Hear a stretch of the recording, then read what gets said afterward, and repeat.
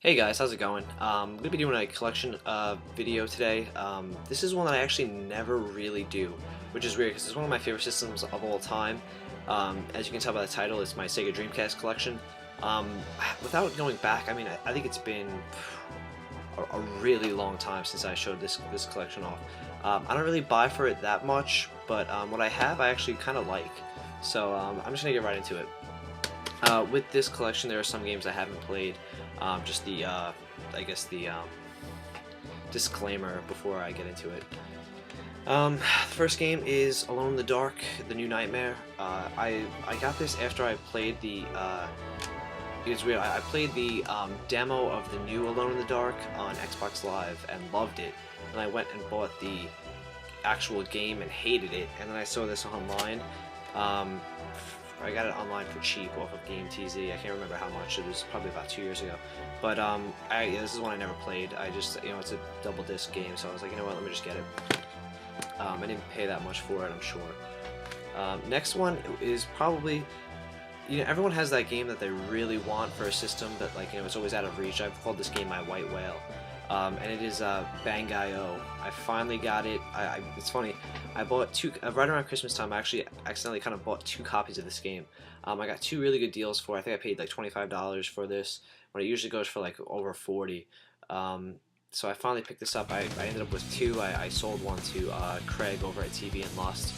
And yeah, it's a really cool arcade type of just like a shoot 'em up, I guess, right? That's what they call them. Or yeah, a shmup, whatever.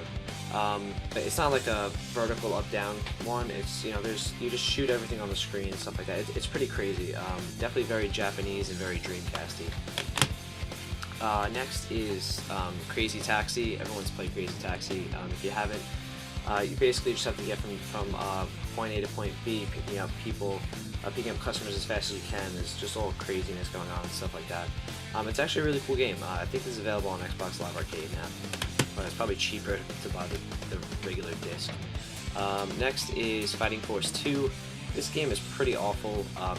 With some of these games, even going back to the N64 and PlayStation 1, games that were technological, or graphical leaps and stuff like that, that looked great back then, usually don't hold up that well today.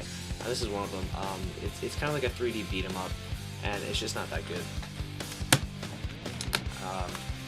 Next is House of the Dead 2. This is actually really cool because I have the gun for the Dreamcast, but Dreamcast came back out in '99, and a lot of people had tube TVs back then. I don't have any more tube TV slots, unfortunately. Well, not really unfortunately, very fortunately. So using the gun doesn't really work that well on flat screen TVs, and I haven't tried it on my HD TV, but I'm guessing it'd be the same problem. You can play with the controller, but it's just not nearly as fun. There's the one now out, I think this is House of the Dead 2 and 3 or Overkill or something like that. It's out on the Wii, so I definitely choose that over this, but for collecting purposes, I guess, it's still a really great game. If you have a tube TV, definitely pick it up. Jet Grind Radio. This is a really unique, and like I use for Bang-I-O, but you can use for a lot of these games. It's very Dreamcasty. I haven't played it in like 2 years. It's like it's a inline skating game. It just has I can't really remember the story. You just go around just spray painting stuff all over like the city. It's crazy. It's got great like art in the game. Everyone uses the hand-drawn stuff, and it actually has that here. It's just a really bizarre and obscure game, but definitely check it out. I think there's a couple other Jet Grind Radios, but I haven't played them. But I still, the first one's still good. Next is Marvel vs. Capcom 2. Marvel vs. Capcom. I was almost gonna say 3 because everyone talks about that now, but this is probably I like the second one a lot more. I actually like the one on the PlayStation 2 more than the Dreamcast, which is strange. But this is still really good. I have I have this on Xbox also, and I used to have the PlayStation 2 version, but I sold it. I kind of regret doing that. But the cool thing, I think Marvel vs. Capcom had maybe 30 characters in it. I'm not even sure if that. This has 56 characters in it, which is cool. Before DLC, you got a lot more bang for your buck. And so yeah, I mean, Marvel vs. Capcom 2, a really good 2D fighting game. I like it better than 3 as aim goes off. Moving on, NFL Blitz 2000, just an arcade football game. I'm not really going to go into it. NHL 2K. I'm a big hockey fan, as I've stated several times on my channel. Going back and playing this is just brutal. I remember seeing this on display when the Dreamcast came out. I was with my family at Toys R Us, and this was on display, and I was blown away by the visuals. And looking back, I don't know why. So it's pretty crazy. So going back, I wouldn't recommend this. It's tough to recommend old sports games. Ready to Rumble Boxing is actually a pretty good game. It's very arcadey. It's a very arcadey boxing game. It's it's not a boxing sim or anything like that. It's pretty fun. If you have a couple people together, it's pretty fun. But it doesn't. Like most boxing games, if there's not like a story mode and stuff like that. I played. I forget what game it was. I played another boxing game recently. They just got a little boring. There's not a lot of depth. Resident Evil Code Veronica. I don't have this is just a loose game. I bought it off of eBay, and the guy didn't tell me that it was loose, or I wouldn't have bought it, and that's why I don't really like to buy off of eBay. I played it for a couple minutes. I didn't know where to go or what to do. I kind of stopped. Not really my thing, like most Resident Evil games. It's getting released in HD though, so probably I guess wait for that if you're a fan. Seaman. I actually have this complete with the microphone and box and everything. This is just a very bizarre game. Basically, you're given a seaman egg and it hatches, and that is what's on it. I don't know if you guys can see that well. Yeah, there's like a man fish, and you basically raise it. Really strange. You talk into the microphone and stuff like that. You tap on the fish tank with the controller. It's just crazy. It's that's what's so great about the Dreamcast. It just took so many chances and stuff like that with really bizarre games. I guess in the end it kind of backfired, but Shenmue is one of those weird games where a lot of people like it and others really hate it. No one kind of likes Shenmue. You're either in the camp where you think it's a giant leap in gaming history, or you think it's just one of the biggest flops ever.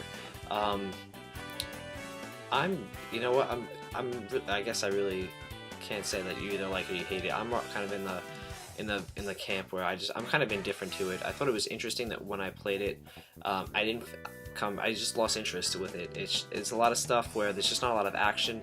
There's a lot of weird little missions where you're just doing just minuscule daily stuff. But people who love it, you have to get really into it to like it, and I couldn't do it. Game I could get into and I loved, which I kind of really want to go back and play, is Skies of Arcadia. It's weird. This game has shot up in value, and mine is in great condition, which is awesome. I love getting games in really good condition. This is a really good RPG. It's definitely, this is in like great condition. It's a game. It's the type of RPG that I love. I love just turn-based RPGs. This has a really cool story. You play as a space pirate and stuff like that. Or not space, like a sky pirate. It's also been ported to the GameCube, which is one of the more valuable GameCube games out there. It's hard to find, so if you find it on GameCube, maybe get that. I think it has some extra stuff, but if not, this game, I got it for $18 about 2 years ago, and it's since got up to around 40-ish, so yeah, if you can find Skies of Arcadia for cheap, definitely pick it up. If you can't find it for cheap, I still recommend it, so don't break your bank, though. Slave Zero, I got this at a Goodwill store for about $2.50. I've never played it.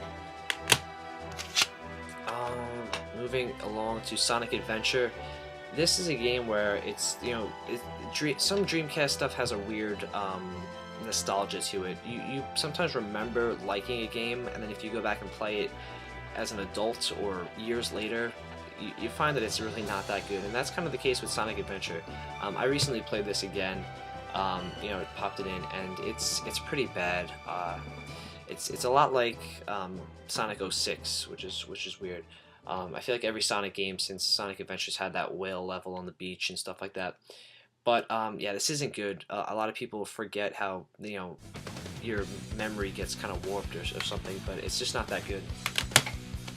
And the same goes for the sequel, Sonic Adventure 2. This is a loose game. I got this also at a thrift store for about $2.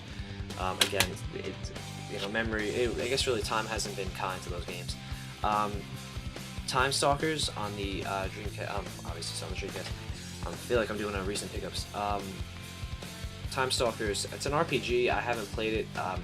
Craig at TV and Lust said that it was a decent game. I found it for like $5 at a play and trade. I never actually popped it in though. Space Channel 5. This is a weird rhythm game. It was a game before I owned it. I wanted to buy it so bad, and then once I bought it, I didn't know why I wanted it so bad. It's a weird rhythm game. I honestly don't know how to play it, so maybe that's kind of part of the reason why I don't like it. The last two games, I have Ultimate Fighting Championship. I got this for really on the cheap, and it's weird looking at a game like this and then going and playing like UFC Undisputed. Just the metamorphosis of the games. It has all the stars from back then. I think this was like 2000, yeah. So you have Tito Ortiz and Chuck Liddell and a couple other guys, but yeah, it doesn't. It's not that good. And my favorite tennis game of all time, Virtua Tennis. This is still a lot of fun to play. It's awesome. It doesn't get old. I said how some games don't age well. This ages perfectly. It's still a great looking game. That was one of the great things about the Dreamcast. A ton of arcade, smash hits. No pun intended. You were able to play it at home, and Virtua Tennis is definitely one of those games. So yeah, that's my modest Dreamcast collection. Although I do have some pretty good games in there. Leave a comment and tell me what if you want to know anything more about the games, if I've played them. If you have any suggestions for me to check out on the Dreamcast, I'm always looking to buy for the Dreamcast. And post your Dreamcast collections. I always like watching collection videos. So that's it, guys, and I'll see you later.